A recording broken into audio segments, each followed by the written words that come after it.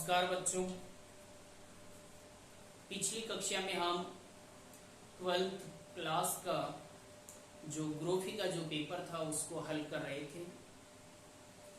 शेष बचा हुआ पेपर आज हम हल करेंगे। पेपर का सॉल्यूशन इस प्रकार है। दो क्वेश्चन हम पहला और सेकंड जो क्वेश्चन था वो पिछली कक्षा में हल कर चुके हैं। आज हम थर्ड क्वेश्चन से स्टार्ट कर रहे हैं। तीसरा क्वेश्चन है अति लघुत्रात्मक प्रश्न। अति लघुत्रात्मक जो क्वेश्चन होते हैं उसके अंदर पहला जो ऑप्शन आया है 12th ज्योग्राफी के अंदर वो है संचार के व्यक्तिगत साधनों के दो उदाहरण दीजिए। देखिए इधर संचार के साधन, संचार के साधनों को दो भागों के अंदर विभाजित किया गया है। एक व्यक्तिगत और नंबर 2 पर है सार्वजनिक। पूछा गया है एग्जाम के अंदर व्यक्तिगत संसाधनों के नाम दो। तो व्यक्तिगत संसाधन वे होते हैं जो किसी एक ही व्यक्ति के पास सूचनाओं का आदान प्रदान करते हैं, जिसके अंदर मोबाइल हो सकता है, इंटरनेट हो सकता है, फैक्स हो सकता है, ईमेल हो सकता है, व्हाट्सएप, फेसबुक, कई सारे संचार के व्यक्तिगत साधन होते हैं। जबकि सार्वजनिक साधन भी होते हैं जो सभी लोगों तक सूचनाओं का आदान प्रदान करते हैं। तो तीसरे का जो फर्स्ट क्वेश्चन था व्यक्तिगत संसाधन, जिनमें से कोई से भी दो ऑप्शन ले सकते हैं। सेकंड ऑप्शन है तीसरे का फुटकर व्यापार किसे कहते हैं। फुटकर व्यापार वह व्यापारिक क्रिया होती है जिसके अंदर उपभोक्ताओं द्वारा प्रत्यक्ष रूप से संबंधित होती है। फुटकर व्यापार छोटा व्यापार जिसका उपभोक्ताओं से प्रत्यक्ष रूप से संबंध भी होता है, जिसे आपने देखा होगा फेरी, रेहड़ी वाले या फिर सड़क के किनारे जो छोटी थड़ियां होती है फुटपाथों पर, वो थड़ियां लगाकर और वस्तुओं को बेचते हैं, विक्रय करते हैं, वो फुटकर व्यापार कहलाता है। ये सेकंड ऑप्शन था। थर्ड ऑप्शन आता है स्थिर जनसंख्या से आप क्या समझते हैं। स्थिर जनसंख्या देखिए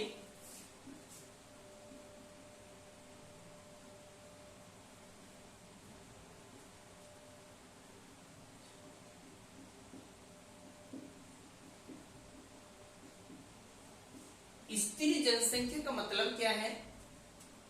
वह जनसंख्या जिसके अंदर जन्म दर और मृत्यु दर दोनों लगभग समान होती है, तब जनसंख्या कैसी हो जाती है, स्थिर हो जाती है। जन्म दर और मृत्यु दर दोनों समान होने पर जनसंख्या स्थिर रहती है। स्थिर जनसंख्या पिरामिड कहां पर पाया जाता है, तो स्थिर जनसंख्या पिरामिड की अगर हम बात करेंगे तो ऑस्ट्रेलिया का जो जनसंख्या पिरामिड है, ऑस्ट्रेलिया का जनसंख्या पिरामिड है वो भी स्थिर जनसंख्या पिरामिड ही है। अर्थात ऑस्ट्रेलिया की जनसंख्या की जन्म दर और मृत्यु दर की जो स्थिति है वो लगभग समान पाई जाती है। फोर्थ क्वेश्चन है इसका तीसरे का, आप लंबी दूरी तक तरल व गैसीय पदार्थों के परिवहन के लिए परिवहन की किस प्रणाली का सुझाव देंगे। गैसीय और तरल अवस्था वाली, गैसीय तरल दोनों अवस्था के पदार्थों को लंबी दूरी के लिए हमें कौन से मार्ग का उपयोग करना चाहिए। तो गैसीय और तरल अवस्था के लिए हमें अधिकांश पाइपलाइन का ही प्रयोग करना चाहिए। किसका? पाइपलाइन का। पाइपलाइन जो परिवहन का मार्ग है वो इन दोनों ही पदार्थों के लिए सबसे श्रेष्ठ है, सुलभ है। इसके बाद में खंड ब आता है लघुत्रात्मक क्वेश्चन। लघुत्रात्मक क्वेश्चन में चौथा जो क्वेश्चन दिया गया है 12th ज्योग्राफी के अंदर वो है ऊर्जा के समाप्य स्रोतों को बचाने के लिए आप किन नवीकरण योग्य ऊर्जा स्रोतों का सुझाव देंगे। किन्हीं 2 ऊर्जा स्रोतों के नाम लिखिए। तो देखिए, सबसे पहले तो हमें ये समझना होगा कि समाप्य स्रोत कौन कौन से हैं ऊर्जा की। ऊर्जा की समाप्य स्रोत, समाप्य स्रोत किसको कहेंगे हम?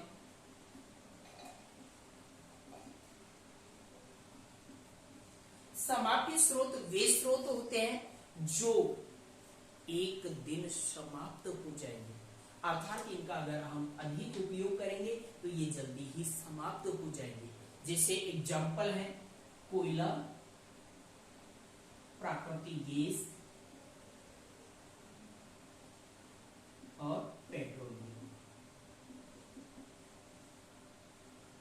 ये समाप्य संसाधन है और समाप्य संसाधनों को बचाने के लिए, यानी इन ऊर्जा संसाधनों को बचाने के लिए आप किस प्रकार के नवीकरण योग्य संसाधन, नवीकरण योग्य संसाधन वे संसाधन जिनको हम बार बार उपयोग में ले सकते हैं, पुनः उनका निर्माण कर सकते हैं। तो नवीकरण योग्य संसाधनों में सौर ऊर्जा है, पवन ऊर्जा है, ज्वारीय ऊर्जा है, ये सब क्या है? नवीकरण योग्य संसाधन है और नवीकरण योग्य संसाधनों का उपयोग किया जा सकता है। तो कोई 2 पूछा गया है, तो ये सारे नवीकरण योग्य संसाधन हैं। 5वां क्वेश्चन है, भारत में खनन नगर के 2 उदाहरण दीजिए। भारत के अंदर ऐसे कौन कौन से नगर हैं जिन नगरों को खनन नगर के नाम से जाना जाता है? पहले तो ये देखिए, खनन नगर होते क्या है? वे नगर जिनके अंदर प्रमुख रूप से खनिजों का खनन किया जाता है, वो खनन नगर कहलाते हैं। और खनन नगर की अगर हम बात करें तो भारत के अंदर जैसे रानीगंज, झरिया, डिगबोई और नाहरकटिया, ऐसे कई सारे स्थान हैं जिन स्थानों को खनन नगर के नाम से जाना जाता है। रानीगंज है, झरिया है, डिगबोई, नाहरकटिया, ऐसे कई सारे, अंकलेश्वर है, ये कई सारे खनन नगर हैं। 6वां क्वेश्चन है, प्रवास की कोई 2 आर्थिक परिणाम लिखिए। प्रवास के 2 आर्थिक परिणाम क्या है? देखिए, प्रवास क्यों किया जाता है, उसके आर्थिक परिणाम। एक तो धन प्राप्ति के लिए ही प्रवास किया जाता है। सबसे मुख्य ये होता है कि विदेशी हुंडियां उनको प्राप्त होती है और उन हुंडियों से वो अनेक आवश्यकताओं की पूर्ति करते हैं। दूसरा है जननांकीय परिणाम, जिनके कारण भी व्यक्ति आर्थिक प्रवास करता है। क्वेश्चन नंबर 7 पर है, आप कृषि योग्य भूमि के निम्नीकरण के लिए किन कारकों को उत्तरदायी मानते हैं? किन्हीं 2 कारकों के नाम लिखिए। 2 कारक कौन से हैं? कृषि योग्य भूमि का निम्नीकरण क्यों हो रहा है? तो कृषि योग्य भूमि का निम्नीकरण, एक तो सिंचाई की गलत पद्धति के कारण, सिंचाई जो हम करते हैं वो सही पद्धति के माध्यम से, सही विधि के द्वारा नहीं कर पाते हैं, तो गलत सिंचाई पद्धति के कारण भी कृषि भूमि का निम्नीकरण हो रहा है। दूसरा है, कृषि भूमि पर जनसंख्या का दबाव बढ़ता जा रहा है कृषि विकास की गलत नीतियों के कारण। कृषि विकास की जो गलत नीतियां हैं उनके कारण भी कृषि योग्य भूमि का निम्नीकरण हो रहा है। तो हमें कोई 2 कारक बताना था, तो एक तो हो गया सिंचाई और कृषि योग्य भूमि की गलत विधि, और दूसरा जनसंख्या का दबाव। क्वेश्चन संख्या 8 है, ग्रामीण बस्तियों के किन्हीं 2 प्रकारों का उल्लेख कीजिए। ग्रामीण बस्तियां 4 प्रकार की होती हैं। कितने प्रकार की होती है? 4 प्रकार की होती है। गुच्छित, परिक्षिप्त, एकाकी और पल्ली बस्ती, जिसके अंदर हमें किन्हीं भी 2 बस्तियों का वर्णन करना था। नंबर 1 पर आता है गुच्छित बस्ती।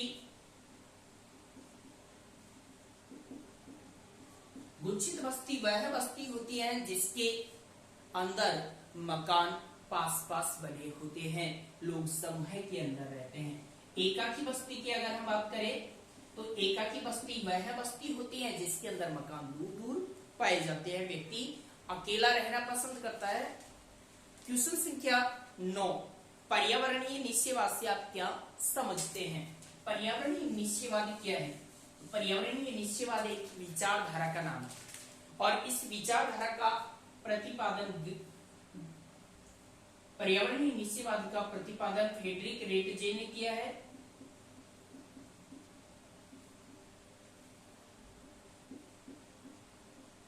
रेटजे महोदय को पर्यावरणीय निश्चयवाद का संस्थापक भी माना जाता है। एलन सी सैंपल है, वो भी पर्यावरणीय निश्चयवाद का समर्थन करती है, कट्टर समर्थक मानी जाती है। पर्यावरणीय निश्चयवाद के अंतर्गत प्रकृति का और मानव का दोनों को अध्ययन किया जाता है, लेकिन प्रकृति को विशेष मानकर और मानव को प्रकृति का दास माना जाता है। यानी वह विचारधारा जिसके अंदर प्रकृति और मानव में से प्रकृति को महत्वपूर्ण मानकर अध्ययन किया जाता है, उसे ही हम पर्यावरणीय निश्चयवाद कहते हैं। पर्यावरणीय निश्चयवाद के अंतर्गत प्राचीन काल में लोग प्रकृति से भयभीत भी रहते थे, प्रकृति को ही देवता मानकर उनकी पूजा अर्चना करते थे। 10वां क्वेश्चन है, पर्यटन को प्रभावित करने वाले कोई दो कारकों के नाम लिखिए। पर्यटन को कौन कौन से कारक प्रभावित करते हैं? तो पर्यटन को प्रभावित करने वाले कारकों में एक तो मांग होती है और दूसरा परिवहन होता है।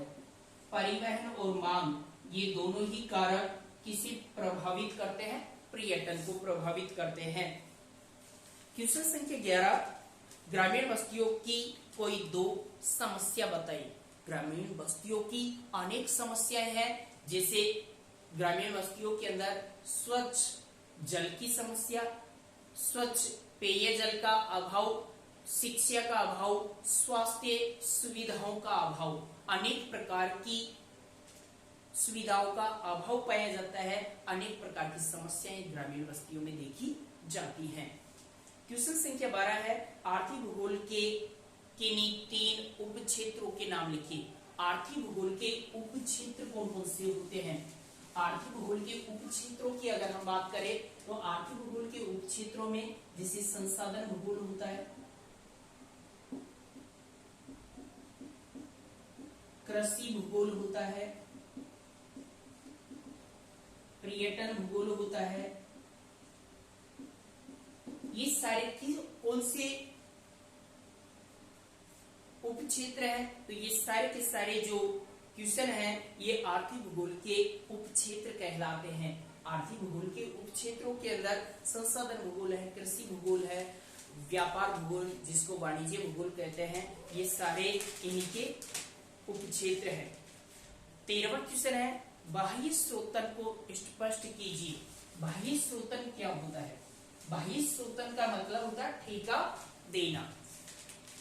ठेका देना या फिर कहे कि किसी कार्य के अंदर दक्षता को और उसके विकास को सुधारने के लिए कार्य को किसी बाहरी अभिकरण को सौंपना, ये कहलाता है बाह्य स्रोतन। क्वेश्चन संख्या 14 है, सनगर से आप क्या समझते हैं?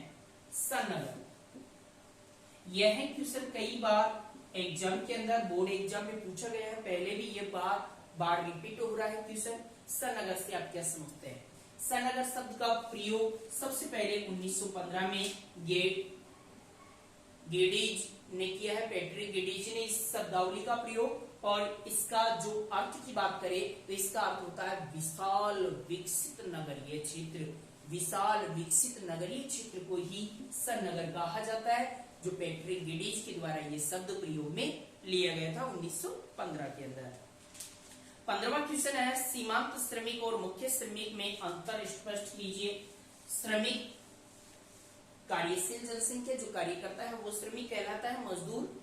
और मजदूर 3 प्रकार के होते हैं, जिसमें 2 प्रकार इसमें पूछे गए हैं, एक सीमांत श्रमिक और दूसरा मुख्य श्रमिक। मुख्य श्रमिक वह श्रमिक होता है जो एक वर्ष में 183 दिन से अधिक कार्य करता है, जबकि सीमांत श्रमिक वह श्रमिक होता है जो एक वर्ष में 183 दिन से कम कार्य करता है।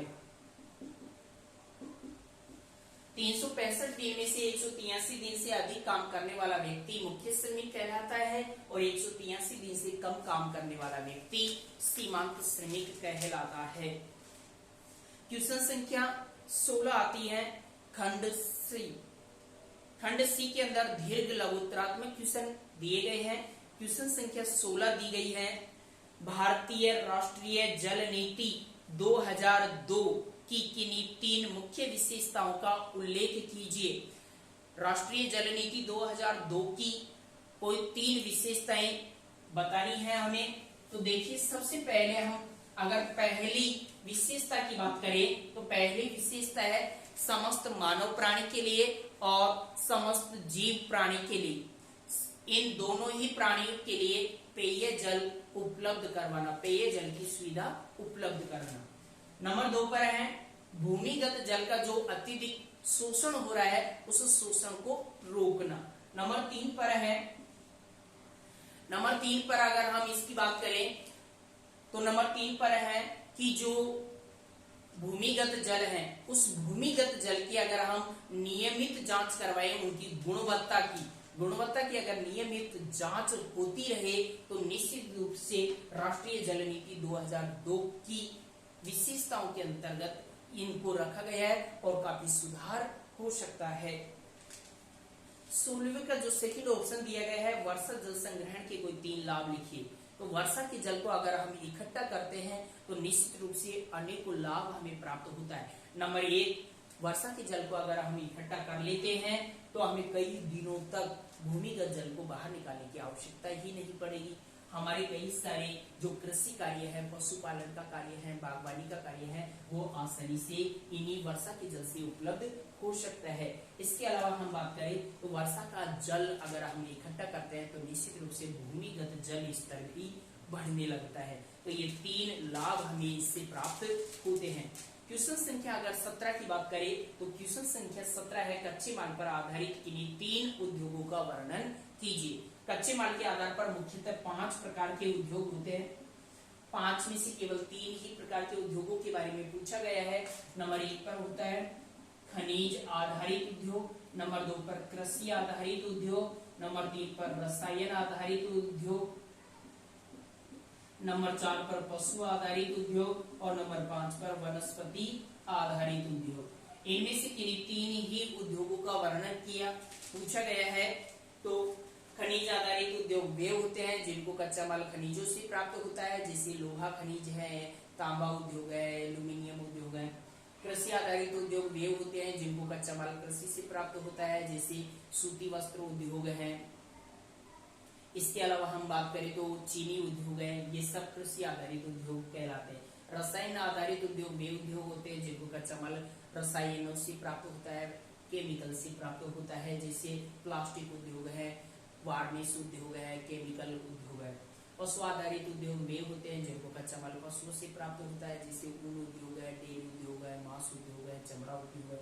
वनस्पति आधारित उद्योग वे होता है जिनको कच्चा माल वनस्पति यानी पेड़ पौधों से प्राप्त होता है, जैसे फर्नीचर उद्योग है, इमारती लकड़ी उद्योग है, जड़ी बूटी है, औषधि है, ये सारे कागज उद्योग है, ये सारे वनस्पति आधारित उद्योग कहलाते हैं। तो इनमें से 3 का अध्ययन करना था। इसका ऑप्शन सेकंड ऑप्शन दिया गया है विनिर्माण किसे कहते हैं, आकार पर आधारित किन्हीं 2 उद्योगों का वर्णन कीजिए। विनिर्माण का मतलब होता है अस्त्र और मशीन दोनों से निर्मित वस्तुओं का उत्पादन करना, यानी वस्तु उत्पादन को ही विनिर्माण कहा जाता है। वस्तुओं का उत्पादन उद्योगों के अंदर किया गया है, तो उद्योगों को भी अलग अलग भागों के अंदर विभाजित किया गया है, जिसमें पूछा गया है आकार के आधार पर। आकार के आधार पर उद्योग 3 प्रकार के होते हैं। आकार के आधार पर कितने प्रकार के होते हैं उद्योग? 3 प्रकार के होते हैं। नंबर 1 कुटीर उद्योग, नंबर 2 लघु उद्योग और नंबर 3 वृहत उद्योग। ये 3 प्रकार के उद्योग होते हैं। कुटीर उद्योग को घरेलू उद्योग कहते हैं, लघु उद्योग को मध्यम उद्योग कहते हैं और वृहत उद्योग को बड़े पैमाने के उद्योग कहते हैं। तो ये आकार के आधार पर उद्योग 3 प्रकार के होते हैं। बाकी शेष क्वेश्चन हम अगली क्लास में पढ़ेंगे। इनका सॉल्यूशन अगली क्लास में किया जाएगा। धन्यवाद।